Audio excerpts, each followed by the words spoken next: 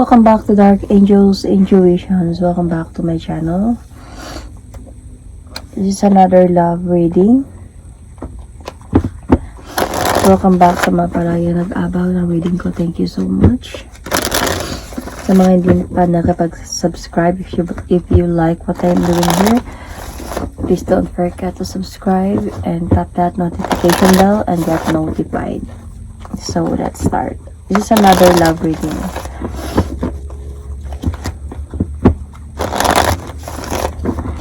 Aninong story to? Sino maka-resonate dito? Let's see. Takes what resonates and leave the rest. Okay? Hindi lahat maka-resonate dito.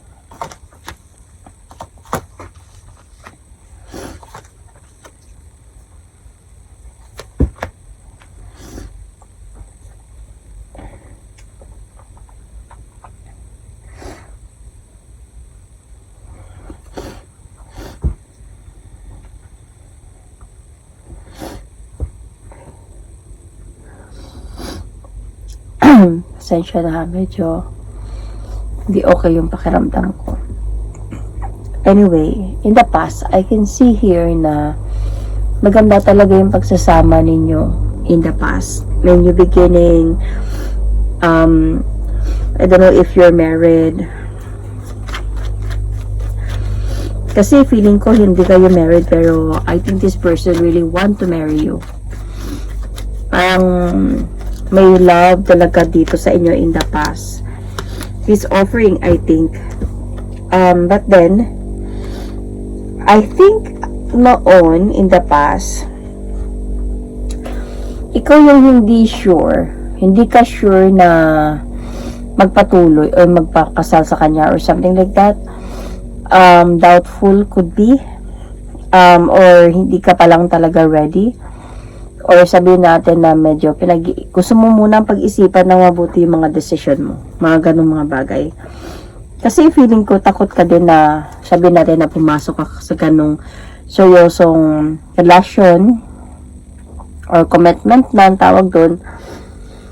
And then masasaktan ka lang at maghiwalay lang. So kumbaga, paano na sabihin na natin na marriage tapos maghiwalay lang pala. Hindi, malaking problem talaga yun, di ba? So, may doubt ka, medyo doubtful ka sa sitwasyon or hindi ka pa ready or gusto mo talaga muna, makilala muna talaga siya or gusto mo muna siguro talaga na yung fully ready ka na sa decision mo. So, at this present situation, I can see here changes.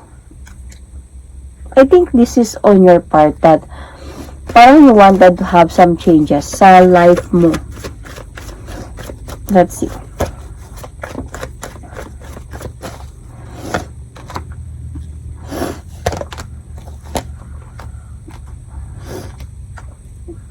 Okay.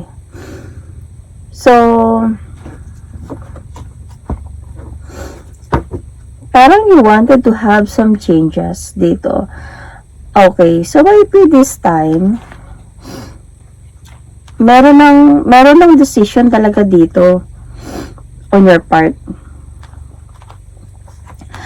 Okay, gets ko na.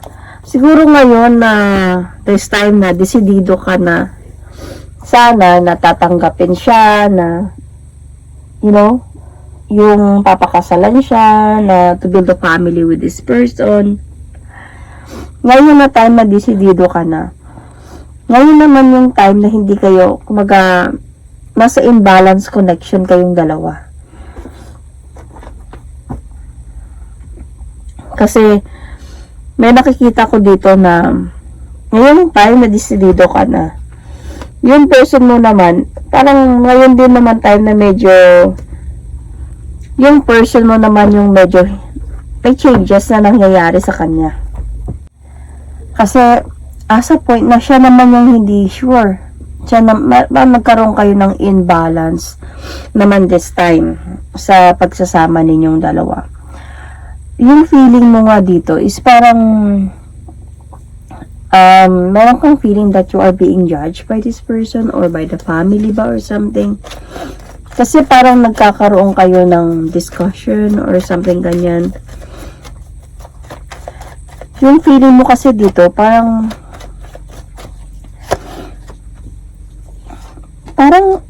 you wanted to talk to this person ba na tuldukan na lang natin to kasi parang naiipit ka natatrap ka in a way sa decision mo na gusto mo na lang siguro umalis o magstay ba sa relationship na to kasi meron ka talagang feeling dito na this person is naglaloko and magkakaroon ka ng idea about this sa pagsasama ninyong dalawa. Though nag-uusap naman kayo, pero meron kang feeling that meron siyang ginagawa. Hindi ka nakakatulog sa gabi sa kakaisip about this. So, yung person mo, nawala na pala siya ng gana. Meron na siyang feeling dito na nawala na siya ng gana sa relasyon ninyo. Hindi niya na na-appreciate yung relationship ninyo. Siguro during those time, nung before, is sobrang excited siya sa marriage, excited siya sa future, excited siya sa relasyon ninyo. Tapos biglang nagbago this time. Na ikaw na sana yung willing na kumaga feeling ko ganito. Yung pinahulog, yung nahulog ka talaga sa patibong niya. Parang ganun. Nung nahulog ka na, ikaw na yung gusto na, okay ka na, siya naman yung nagkaroon ng pagbabago sa kanya. Parang ganun yung nangyari. Siya naman na yung nawala ng gana sa relasyon ninyo. Kaya nakaramdam ka nga na parang niloloko ka ng person na to.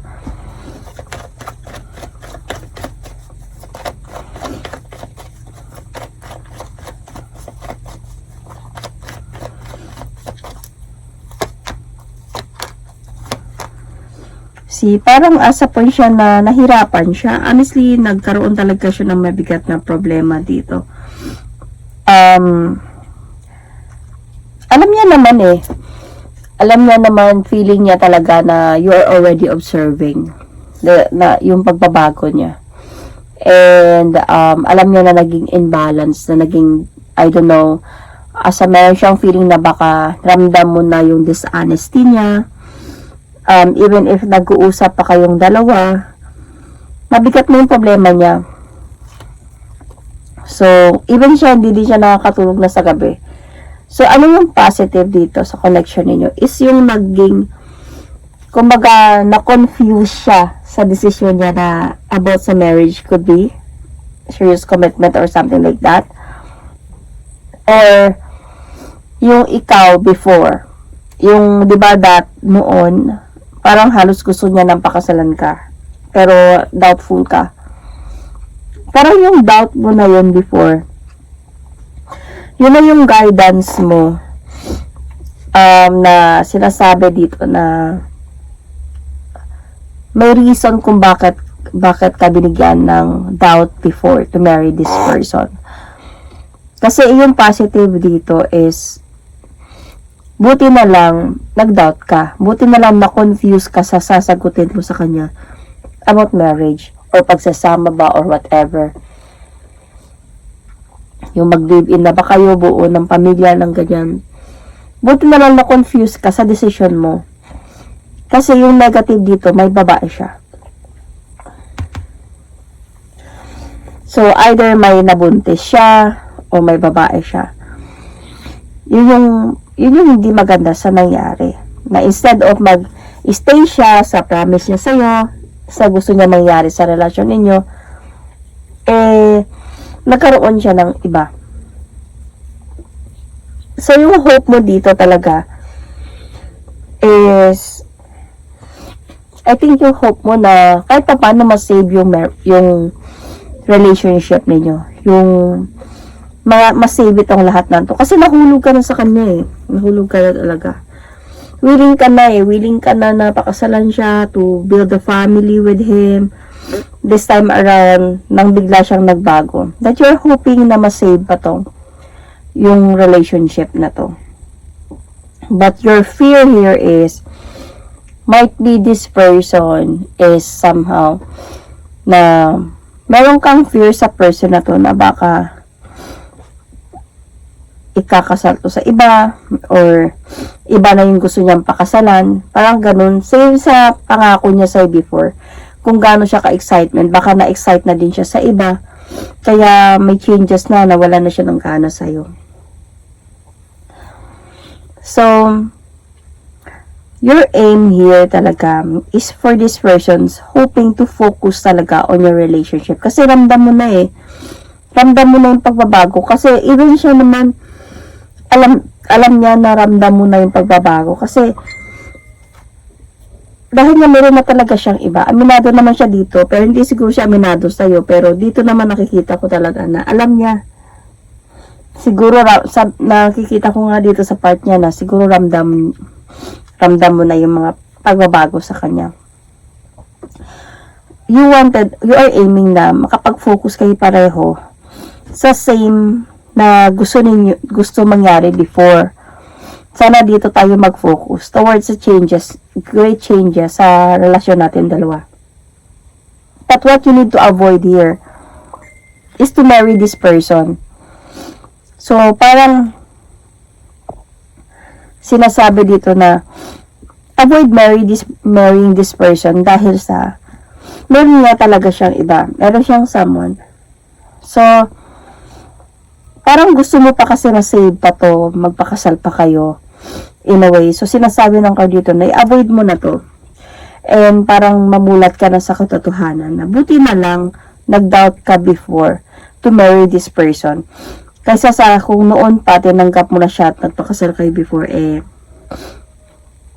baka magsisi ka sa huli. Kung di man pagkakasal ang pag-uusapan dito, yung magsama ba, mag-live-in ba, magtahanan ba, bumuo ng pamilya, mga ganung mga bagay.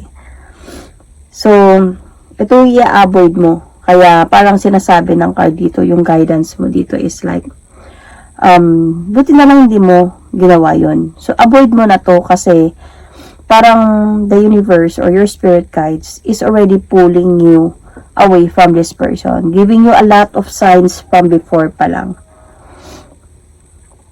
So, yung the environmental factor here is, madami kayong plano. So, ito yung parang nakikita ng lahat. Alam mo, pareho ninyong ginawa, pareho ninyong pinag-usapan dalawa, na share sa mga friends and family. Yung plano talaga, I think this is about marriage.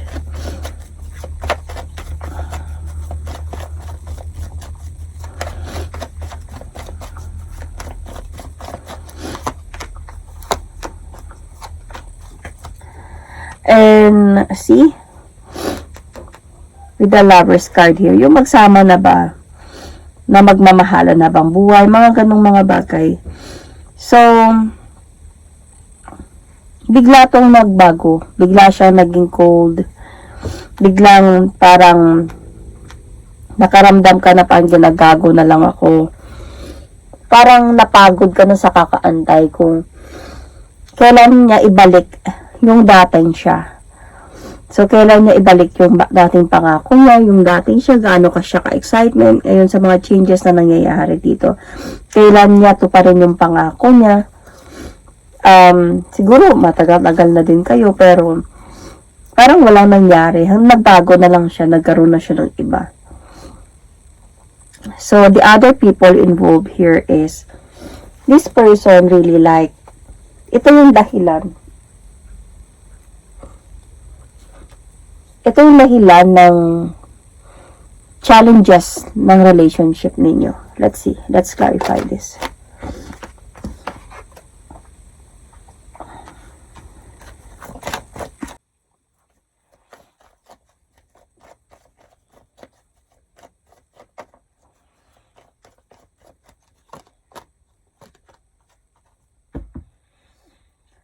So, meron talagang babae na involved dito. Lagi niyang iniisip to, lagi siyang gumugulo sa isipan niya, na-stress siya about this, thinking about this woman. Bago to, hindi to pass. Nauna ka talaga dito sa person na to. And naipit siya sa sitwasyon dahilan ng pagsisinungaling niya na sa'yo. And minahal niya itong person na to eh. Ito din yung dahilan kung bakit nagbago siya sa pagsasama ninyo, sa pagmamahalan ninyo, third party. Meron talaga silang relasyon nitong person na to. So, nagkaroon talaga siya ng iba dahilan kung bakit nagbago ang lahat sa kanya. So, what action that you need to take here is, let's see, I think this is not for you but this is for your person. Kasi this is a couple reading eh. So, your person needed talaga na kung sino talaga yung mahal niya, doon na lang siya. Kung ikaw yung mahal niya, mag-focus siya, ayusin niya yung pagsasama ninyong dalawa, ibalik yung mga masasayang pagsasama sa inyong dalawa. Pagsisiyan yung mga nagawa niya kasi nobody's perfect naman. Kung kaya mo pa naman siyang tanggapin, nakikita niya yun, then ayusin niya, magbago siya, and pagsisihan niya yung mga nagawa niya. Pero kung hindi naman na talaga, hindi na talaga niya kaya mahalin ka, at yun na yung mahal niya, then magpatuloy na lang siya doon, prangkahin ka niya, sabihan niya yung totoo sa'yo dahil sa, wala naman talagang perfect na relasyon, diba? Hindi naman lahat sabihin na, ngayon tayong dalawa hanggang forever, dapat tayo lang. May sa mga panahon ngayon, meron na talagang mga pagbabago, nagmamahal ulit, mga ganong mga bagay. Pero kailangan niyang maging honest and sa mga nararamdaman niya. Kung hindi ka na niya talaga mahal, then doon na siya and explain niya lang sa'yo ng maayos yun. Kasi I think on your part, kahit pa siguro masaktan ka, hindi mo naman siguro hayaan yung sarili mo na maging martyr ka, na kahit alam mo na meron na, inamin na sa'yo na meron niya, mag-i-stay ka pa. Diba? So, the unknown factor here is, may aalis kasi talaga. May aalis. Let's see kung sino, siya ba or ikaw ba.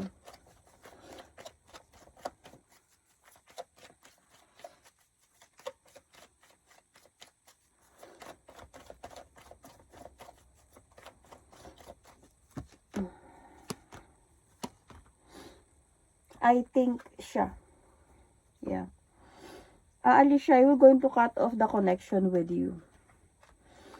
Magkakaroon sa kanya dito ng realizations and gagawa siya dito ng actions to cut off the connection and walking away emotionally. Kasi hindi na nga siya magiging masaya sa pagsasama ninyong dalawa. Yung cycle, ika-cut off niyo yung cycle ninyong dalawa and walk away ng dahan-dahan sa connection ninyong dalawa. And magpapatuloy siya doon nga sa isa. So, darating yung araw for the outcome of this relationship. Magkakaroon na din to ng clarity lahat sa'yo. Kumbaga, kung questionable ka sa mga nangyayari, darating yung araw, makiklear out din to sa'yo. Kaya pala ganito, kaya pala ganyan.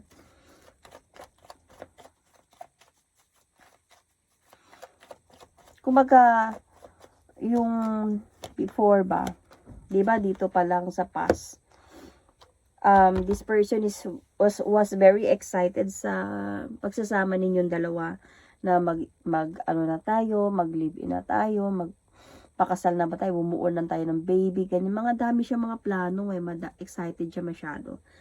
Pero buti na lang, parang doon pa lang may sign na sa part mo na, wag mo na.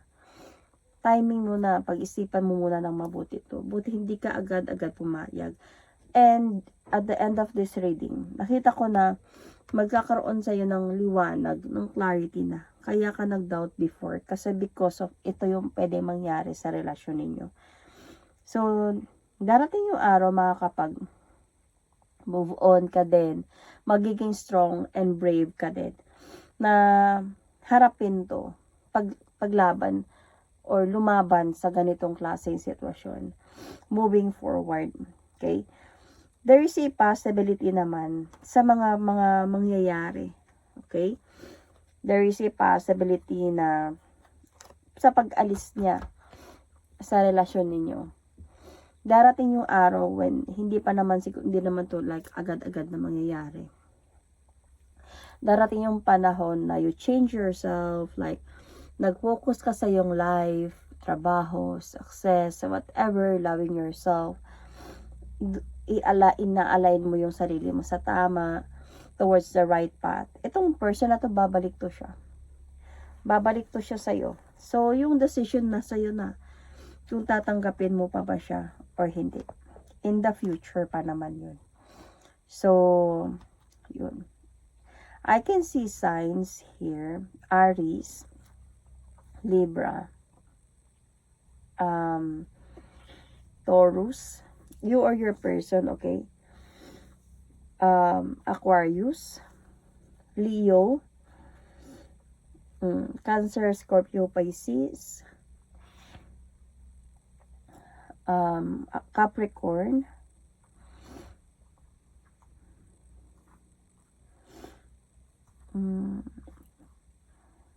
yeah, Libra, let's see, Virgo, Pisces, yun, Sun, Moon, Rising, Venus. Thank you and God bless.